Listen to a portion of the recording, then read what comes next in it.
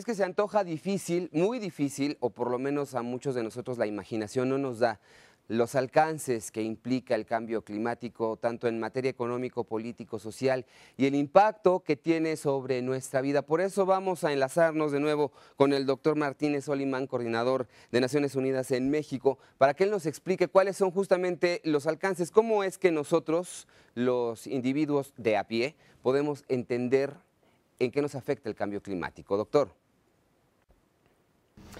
Pero es que el cambio climático es nuestra vida, es nuestro estilo de vida, es el mayor factor definidor de nuestro futuro. Así que sí, es verdad que uno tiene la tendencia a criticar estas grandes conferencias porque parecen castillos de papel y torres en las que todo son palabras, pero al final eso se traduce en compromisos que afectan a nuestra vida. En México es en torno a un 4% del ingreso energético ya se produce por la energía eólica, pero tendrá que ser cada vez más. En mi país, en España, ya es en torno al 25% y no hay prácticamente carretera en la que uno no vea esos grandes molinos, pero también en el futuro esperemos energía maremotriz, desde luego energía solar, con los grandes paneles que se ven por todas partes cerca de las grandes instalaciones. ¿Qué más quiere decir? Que probablemente nuestros automóviles y autobuses serán eléctricos. Ya en Copenhague los autobuses son eléctricos, ya no emiten ningún tipo de humos ni contaminan.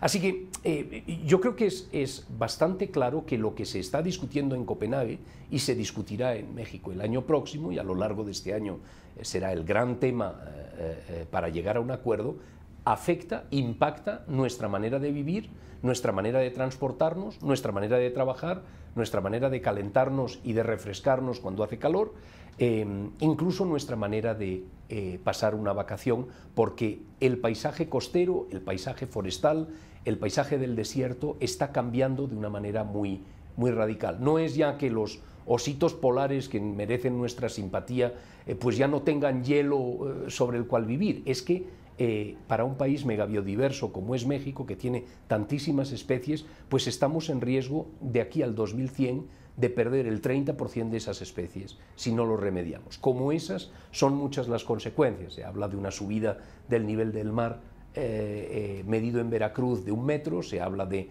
pérdida de tierras, se habla de países enteros que pudieran desaparecer. Así que el envite es más que dramático y requiere grandes soluciones.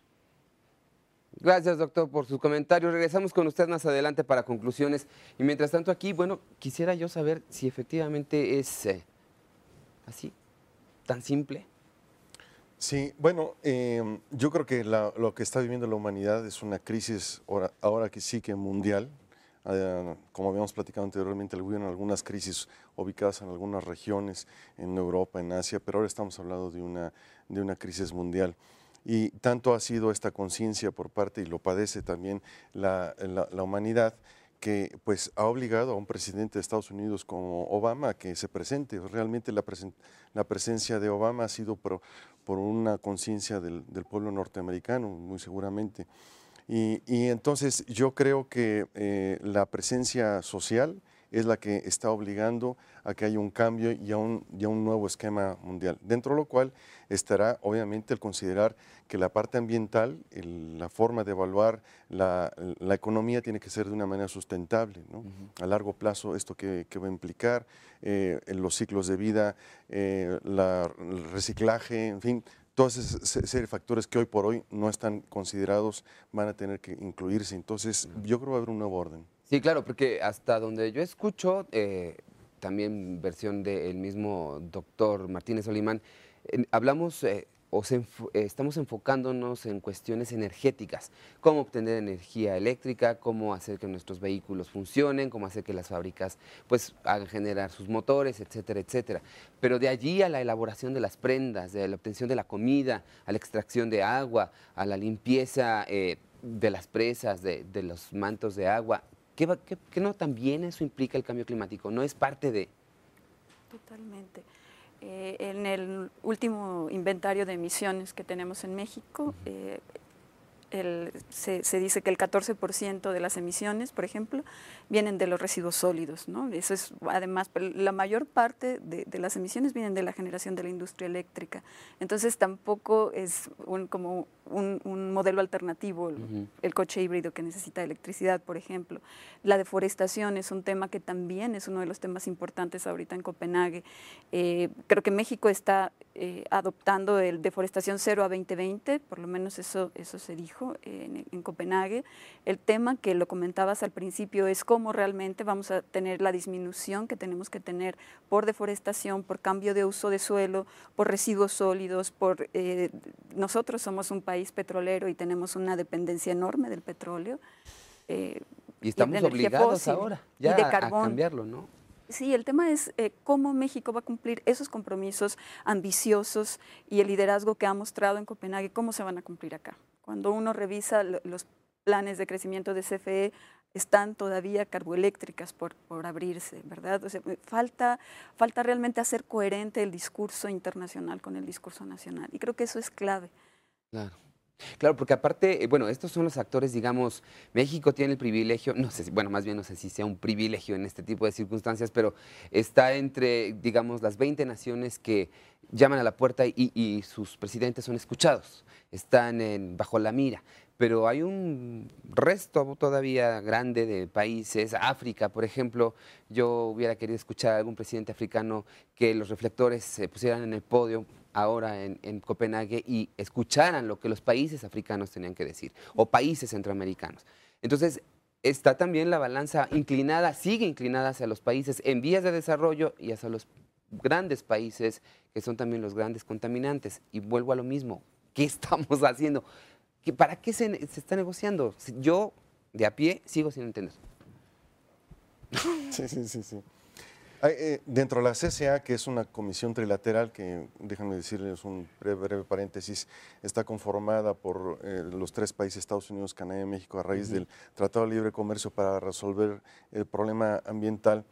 Hemos visto que, claro, es un problema global, pero si es difícil ponerse de acuerdo 200 países mundiales, es más fácil entre 3 países tratar de resolverlo, ¿no? Y esa podría ser una medida que de una manera trilateral puede ayudar a resolverlo. Hemos encontrado por parte de Estados Unidos y de Canadá muy buena disposición en todo lo que México ha venido proponiendo, no únicamente como la parte financiera, el Fondo Verde, sino en medidas, por ejemplo, las termoeléctricas o la edificación, porque hay un estudio que tenemos en donde se ve que la edificación, es decir, todo lo que se consume en edificios, en viviendas, corresponden más o menos la tercera parte de los gases que se producen. Entonces, resolviendo ese asunto que es no nada más las termoeléctricas, sino también los usos y costumbres, los controles que tengan, las mediciones, y ya nos implica más a nosotros. Eso, hacerlo a nivel mundial, está muy difícil. Hacerlo, comenzarlo regionalmente puede ser una solución, ¿no? ¿Sí? ¿Estamos de acuerdo? Sí, yo estoy perfectamente de acuerdo en que esas medidas pueden llevar a algo. Me parece, por otro lado, que esta pregunta muy interesante sobre qué está en juego en Copenhague y cómo nos afecta a los ciudadanos de a pie, creo que vale la pena esa distinción, porque es cierto que allá podemos ver que ha estado en juego un tema del nivel de emisiones, que están dispuestos los países a comprometer que van a reducir en los próximos años.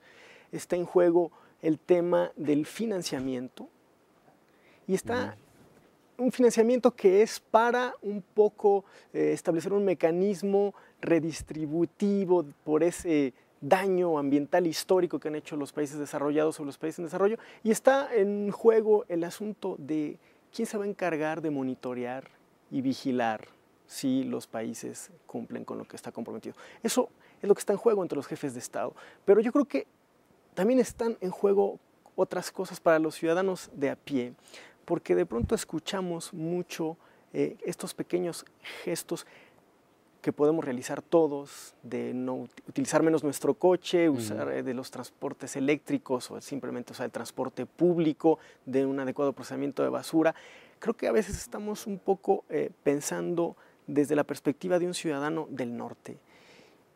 Y creo que lo otro que está en juego en Copenhague es también una disputa por la justicia climática o ambiental entre el norte y el sur. Y el ciudadano del sur, yo creo que no tiene mucho que pensar en un refrigerador que tenga el sello FIDE o FIRE, o no sé, no recuerdo cómo se llama, pero de ahorro de energía, ni tampoco puede pensar mucho en un transporte público eléctrico, y creo que ahí es alguno de esos grandes problemas que cuesta trabajo incorporar, articular en este tipo de grandes reuniones internacionales. Claro, permítame ir a nuestra última pausa. ¿Y qué les parece si al regresar hablamos justamente de esto que es la injusticia en la distribución de la riqueza, que justamente al hablar de las diferencias entre lo que tienen unos y carecen otros, creo que es donde se diluye el verdadero objetivo. ¿Quién quiere salvar qué? ¿Volvemos?